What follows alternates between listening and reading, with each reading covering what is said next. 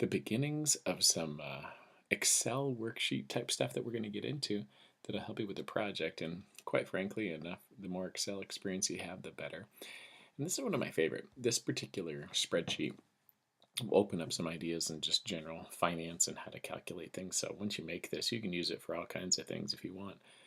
But we'll also take a look at it and then back it up with some of the calculus that can give you some of the same results. There are things that we can do with quick formulas, but this spreadsheet kind of puts the context behind loans and investment and that type of thing. It puts it in some kind of context. I think it makes a lot of sense, so we can do some more analysis with it. So I always like to include it in the class if I can, if there's time, and we have time. So let's go with this.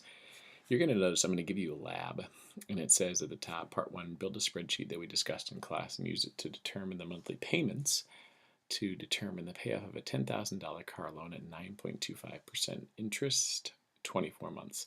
Now, there's a couple things about this. The first time I did this was in collaboration with some other teachers back in the early 2000s, and so there's a couple numbers in here that don't make a lot of sense. So if I get a chance, I think I'll update this because one, $10,000 car is perfectly normal, perfectly fine. Of course, you're going to be buying a used car if it's $10,000, and 9.25% is pretty much unheard of. So I think what I'm going to do is just as we go along here, I'm going to modify this and then we'll see how it goes. But generally speaking, you're going to buy a car at, well, 20,000 is kind of that same mark. It's amazing how time changes things. I'm thinking about a 15-year gap between I first did this until now. So things have changed a little bit. You could probably get away with 4.25% pretty easily, if not quite a bit better. But we'll throw that in there. That'll make a decent number. So what I'm going to do, just to give you that context, excuse me, what we're looking at is what if I pay cash or if I pay take a loan on something. We're going to make that comparison ultimately, and this spreadsheet will help us do that. So $20,000, something that there are a few people in this world could come up with the cash to make that amount, that payment, but there's a few that do. And if you have $20,000 in cash, I don't recommend that necessarily you spend it on a car, something that automatically by default loses value. So here's what I'm going to do. I'm going to change the numbers in here and each of these spreadsheet values. I'm going to go through and show you how to make this. Okay, so if you look at this, you want to go ahead and make this spreadsheet. Now I'll send you, you can kind of make the template for it. I'll send you this file with some basics, but I don't believe it's filled in with any of these numbers, so you'd have to go about doing that. But you have all these headings over here, these constants. So annual rate, these are things that we probably should, annual bank rate, I could at least update that and give you. So here's the deal. We have money we're going to either put in the bank or we're going to spend it on buying a car. And so what I'm doing right now is making a spreadsheet that has all those in it. So if it says bank rate, that's about money you're going to put away for savings. If it says loan rate, that means you're going to take out a loan for some kind of a purchase, so car, whatever that might be. So I'm going to take up annual bank rate, periods per year, periodic rate, bank amount. Okay, this whole top section up here, I might highlight in yellow, and I'll give you that information as well. That's all the bank stuff. And then the loan amount, annual loan rate, personal, periodic loan rate, and so on. That I'm going to put in a different color. Maybe I'll call it a little bit of an orange auburn kind of color. Okay, so those are the things. You're going to get this file. Now I'm going to walk through and explain all of it to you because there's just all kinds of interesting things taking place in here. I suppose I could make it some other color, but we'll just go with that for now. The things that you want to know is the amount of the bank amount and loan amount. We're going to ultimately make a comparison, again, like I said, between a loan versus money you put in the bank for investment. You're going to be given a rate for either one of those of some kind, and it will be an annual percentage rate. And so annual percentage rate is the thing that's generally prescribed. Sometimes there's something called an annual percentage yield, and we'll talk about that a little bit later. That's slightly different, and they are different values, but annual percentage rate is the more common one. Now, if you noticed, I said 4.25% interest. That's down here at the bottom. So for us, we're talking about buying a car and a 4.25% loan. So I'm going to put that in here, 4.25. Now I have caused this file, I've formatted that file. If if you look up top here, to be a percentage. So if it wasn't formatted as a percentage, I'd put in 0.0425, but this one's all set up for us, and so just beware. This one's already kind of made to work on your behalf. What I'll do later on is we'll talk about an investment. I think one of the problems that we do down at the bottom is a 6% bank account. Well, I'm going to change that because nobody has a 6% bank account anymore. If you're lucky, you'll get 3. So I'm going to change that kind of here in front of you. Again, you'll get these files for yourself.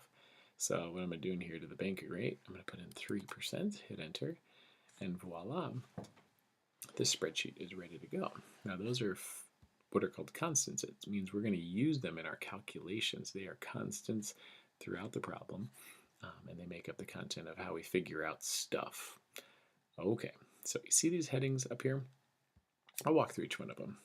Annual bank rate is the APR, annual percentage rate that's prescribed by the bank, the money you earn, because the bank says, hey, give us your money, we'll hold it for you, and we'll give you some money back on it.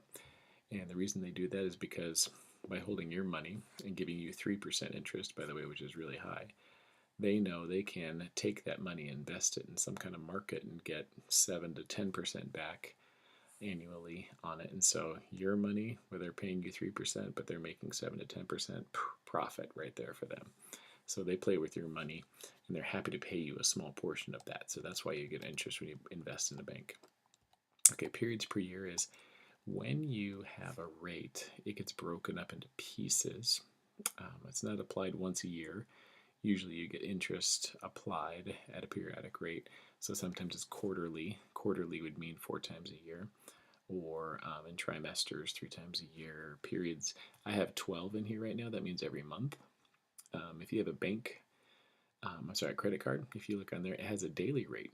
So a credit card is actually applied 365 days a year. So they'll write on the bottom of your statement your daily rate. So it's your annual percentage rate divided by the number of periods per year will give you the periodic rate. So the credit card has it divided 3% divided by 365 to get this number here. So I can put that in there just for fun. This is a formula that automatically does that for us, and it rounds it too, by the way. But those are things that I have made automated in this process, and I'll explain how that works. So there are periods per year, how often your interest rate is applied. It breaks it up into equal pieces, 12 equal pieces, and applies it. So if you have 12 equal pieces of 0.25% applied every month, then ultimately after an annual year, you'll have 3% total interest that you have earned. Okay, so down below, here's the formula that makes this happen. If you remember, I showed you guys in that last homework assignment, in Excel, if you type equal, so I'm clicking on, there's an escape, by the way. If you ever get stuck in a formula, hit escape on Excel. It gets you at anything. But if I'm on this cell, which is B7, if you go up there in the formula bar, it says equal B3 divided by B5. So B3 is the cell with a percentage in it. B5 is the number of periods per year. So the formula in here, periodic rate, is B3 divided by B5. And notice the equal sign before. That's how it becomes a formula. By the way, I'm in the midst of this formula mode. If I click on any cell, stuff will start showing up in my cells. It'll start messing with you. You'll freak out and think, oh, I broke it all. But hit escape. You're out of it. You're good to go. So those are the basic ideas. Loan amount. So on the contrast to this, if you want to do a loan of a certain amount at $20,000, then this annual rate, 4.25%, there's a formula underneath there that takes 4.25 and it divides it by that same periods per year that you're seeing up here in B5. And so if you click on that periodic loan rate right here, it should say B13 divided by B5. Yep, there it is. So it's taking the percentage rate and it's dividing by the periods per year. Okay. Then there is, in the next columns, there's period, there's year, principal, interest, loan amount. The word principal is amount of money in your bank. So what's your principal balance? So this column is reserved, E is reserved for how much is in your bank. The loan amount column, of course, is for how much you've taken out in a loan. I put these side by side for comparison's sake. So you don't usually have them, two of these things side by side, but it's just for interest. As in what is interesting. So sorry for the the play on words there. But year is going to count like from starting from 0 year through the first year, etc. So we're going to count up years, periods, because we're going by periods per year of 12. It's going to break it up in parts, and I'll show you all how all this works when I play out the in a moment. I'll tell you how to design this thing and what it all means. Okay, so we need to play with this. Remember, we're dealing with our first example, which is loan for $20,000, 4.25% for 24 months. And you want to be careful. The spreadsheet is saying $20,000 loan, 4.25% interest. In 24 months, what that means is it's going to be 2 full years of 24 months. And it says monthly payments in this particular spreadsheet. And that's important too, monthly payments, because that means we're applying our interest rate, our bank rate at 12 times a year. So our loan amount, 4.25%. This periods per year is 12 because we're dealing with things that are taking place monthly. So if it says, hey, you're making quarterly payments on this at 4.25%, we probably put a 4 in here. I'm sorry, quarterly. We put a 3 in here. No, 4 in here. That'd be quarterly. Sorry, throwing off that, looking at numbers up and down for this, but quarterly would be 4 times a year. So, but that's a different kind of problem. And so it'll be explained. It'll be relatively obvious, and we'll be able to survive within that. Okay. All right. Here's how the rest of this gets built. So you're going to do this. You're going to enter the stuff in. I sent you what probably is exactly like what you see right now. In the meantime, here's how the rest of this goes. The formula for the year is right off the bat, you're going to start at year 0, so that's no big deal. Okay, so we'll put that in there. But the period is something that's kind of growing 1 month at a time. So imagine this. It's going to take 12 periods before we get to 1 year inside here. So as we go down this little sheet, we're going to make some, and I think this is the part that we can actually make, periods going, counting 0, 1, 2, 3, something like that, all the way up to 12. One of the cool features of Excel explained in that last assignment is if you grab a pattern, this is 0, 1, 2, 3, 4, it's going up by ones, Excel will pick that up. So if you highlight these two, 0 to 1, go to the low, and the highlight, remember, is swipe down the middle to make the cells, circle it in green like this. Lower right corner, you get that positive, that plus sign in black. If you click on that and pull down, it'll complete the pattern all the way down to 12. Okay. Now, this year thing is kind of goofy. It's a formula because it's not quite a year. If I'm at 1 period, what I'm saying, since I have 12 periods per year, that's 1 month. So as far as the year is concerned, I'm not a full year in. I'm at a fractional part of my year in. And so it's a formula. So I put an equal sign in that cell. There's my formula up top here. But what I'm going to do is I'm going to take a year and I'm going to divide it by the number of periods that I have in here. So it's kind of you notice this periodic rate that's going on inside here. That's kind of one of those things where you're just breaking things up into smaller parts. So I'm going to take 1. I'm going to divide it by 12. Okay. I'm going to add it to, okay, so 1/12 of a year. It's kind of nice, but what I'm going to add it to is what I had the previous time up above. So I'm going to add it to what I just had up above. Bingo. Hit enter like that. Okay, so it's D3 up above was 0, so 1 divided by 12 is 0.08, and I added the one up above to it. Now, the reason I did that is because I want to drag that formula down. Because if you remember, it says 1/12 plus D3, which is the cell above.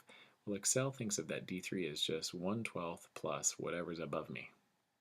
Okay, so 1/12 has already been established, but I'm going to add to whatever's above me. And boom, as I add down there, this is kind of a goofy formula. Watch how it changes. 1/12 plus D3, the next one's 1/12 plus D4, and so on. It's kind of a neat little formula. It just adds a 12th to it. Okay. Now, what would make this formula really sophisticated? So this works, right? 12 periods makes 1 year. See how those kind of parallel? If I want to make this even more sophisticated, instead of putting 12 in there, what if I wanted to do this periods per year thing of like 24 periods per year or 365 periods per year.